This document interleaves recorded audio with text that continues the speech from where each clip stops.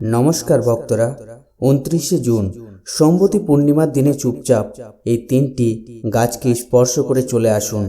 ছাপ্পার ফাড়কে ধন সম্পদের বর্ষা হবে। যে গরিব সেও ধনী হয়ে যাবে। এত ধনসম্পদ আসবে যে আপনি সামলাতে পারবেন না। জন্ম জন্মান্তরের দারিদ্র তৎক্ষণাৎ দূর হয়ে যাবে। বিশ্বাস না হলে 29শে জুন সম্বতী পূর্ণিমার দিন নিজে করে দেখে নিন। ভক্তরা, আজকের এই ভিডিওতে আমরা যে চমৎকার দেব বৃক্ষগুলোর কথা বলতে যাচ্ছি, সেই বৃক্ষগুলিতে সম্বতী পূর্ণিমার দিনে স্বয়ং ভোলেনাথের বাস থাকে এবং এই গাছগুলো আপনার আশেপাশে খুব সহজেই পাওয়া যাবে।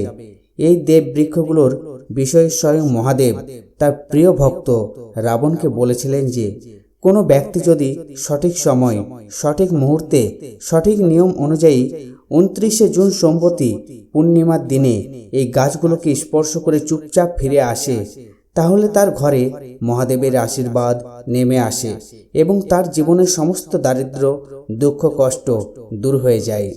জন্ম জন্মান্তরের দারিদ্র তৎক্ষণাৎ শেষ হয়ে যায়।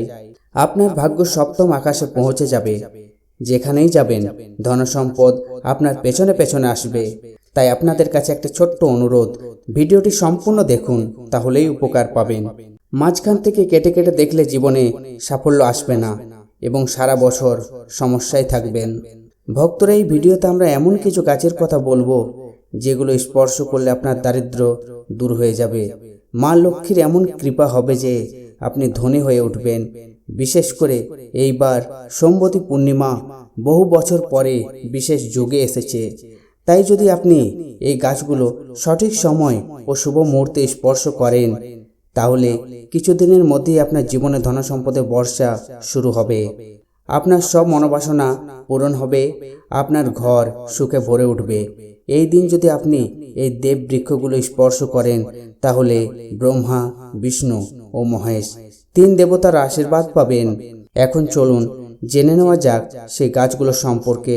আমাদের হিন্দু ধর্মে বহু পবিত্র বৃক্ষের উল্লেখ আছে যেগুলোকে দেব বৃক্ষ বলা হয়। এই গাছগুলো শুধু পূজার জন্য নয়, ঔষধ হিসেবেও ব্যবহৃত। এগুলো আমাদের জীবনে নানান সমস্যা দূর করে। পঞ্চাঙ্গ অনুযায়ী জ্যৈষ্ঠ মাসের শুক্লপক্ষের পূর্ণিমা তিথি 29শে জুন ভোর 3:06 থেকে শুরু হয়ে 30শে জুন ভোর 5:26 পর্যন্ত থাকবে। তাই 29শে জুন সোমবারই এই পূর্ণিমা পালন করা হবে। এই দিনে আপনি যে কোনো সময় এই গাছগুলোকে স্পর্শ করতে পারেন। এখন জেনে নিন সেই প্রধান দেব বৃক্ষগুলো। প্রথম বৃক্ষ বেলগাছ। বেলগাছ অত্যন্ত পবিত্র এবং ভগবান শিবের প্রিয়। শিবলিঙ্গে বেলপাতা অর্পণ করলে বিশেষ পুণ্য লাভ হয়। স্কন্দ পুরাণ অনুযায়ী এই গাছ দেবী স্বরূপ। এর স্পর্শে পাপ নাশ হয়। এই দিনে বেলগাছ স্পর্শ করে মনোবাসনা বলুন এবং চুপচাপ ফিরে আসুন। দ্বিতীয় বৃক্ষ শমী গাছ। শমী গাছকে মা জগদম্বার রূপ বলে মনে করা হয়। সন্ধ্যায় এর নিচে প্রদীপ জ্বালালে কষ্ট দূর হয়। এর মূলে সিঁদুর দিলে রোগ মুক্তি হয়। এই দিনে শমী গাছ স্পর্শ করলে মনোবাসনা পূর্ণ হয়। তৃতীয় বৃক্ষ পারিজাত গাছ।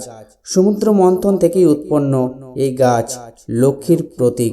সন্ধ্যায় এই গাছ স্পর্শ করলে ক্লান্তি ও দুঃখ দূর হয়। এর নিচে প্রদীপ জ্বালালে এবং প্রার্থনা করলে ধনসম্পদ বৃদ্ধি পায়। চতুর্থ গাছ পিপল গাছ বা অশ্বত্থ গাছ। পিপল গাছ অত্যন্ত পবিত্র। এর নিচে বসে ওম নমঃ শিবায় জপ করলে পাপ নাশ হয় এবং পুণ্য লাভ হয়। পঞ্চম গাছ হচ্ছে বট গাছ। বট গাছ সমৃদ্ধি ও সুখের প্রতীক। এর চারদিকে প্রদক্ষিণ করলে আশীর্বাদ পাওয়া যায়। ষষ্ঠ নিম গাছ। নিম স্বাস্থ্য ও পবিত্রতার প্রতীক। এর পুজো করলে রোগ দূর হয়। সপ্তম গাছ আম গাছ। আম গাছও শুভ। এর পুজোয় সুখ সমৃদ্ধি আসে। ভক্তরা, 29শে জুন সম্বতী পূর্ণিমার দিনে এই গাছগুলো স্পর্শ করলে আপনার জীবনের দুঃখ কষ্ট দূর হবে এবং ভাগ্য উজ্জ্বল হবে। যদি ভিডিওটি ভালো লাগে তাহলে লাইক করুন, চ্যানেলটি সাবস্ক্রাইব করুন এবং কমেন্টে ভক্তি ভরে লিখুন জয় মা লক্ষ্মী।